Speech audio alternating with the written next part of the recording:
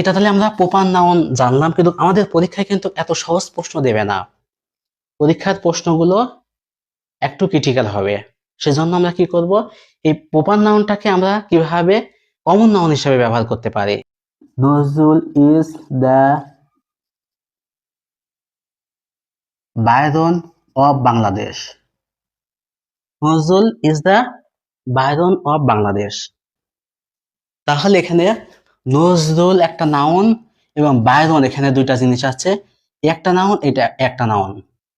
এখন নজরুলকে যখন আমরা তুলনা করলাম কি বায়রনের সাথে, একজন ইংরেজি সাহিত্যিক, লেখক, কবি, তখন আমরা কি করলাম যে এই বায়রনটা কি হলো, আমাদের বায়রনের আগে দি আসছে, দি।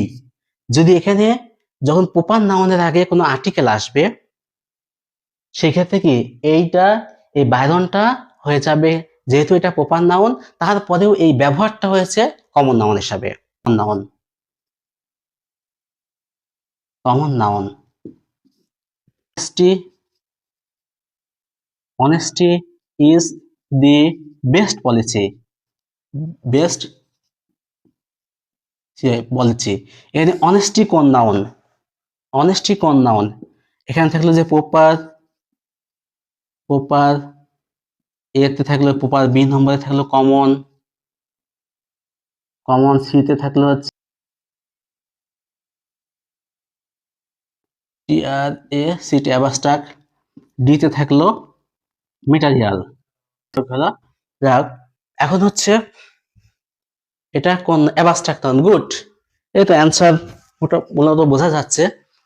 As a honesty is the best policy. Honesty বলতে এখানে কি, অনেস্টি বলতে সততা বোঝায়, সততা একটা গুণ। হ্যাঁ, এই গুণটা কি হয়, এই টাইপের যখন গুণ বোঝাবে তখন সেইগুলো হচ্ছে আমাদের অ্যাবস্ট্রাক্ট নাউন। সেন্টেন্সটা এইভাবে লিখে, the honesty, the honesty of Rana, Rana is known to all. Honesty মানে সততা, রানার সততা আমাদের সবারই জানা।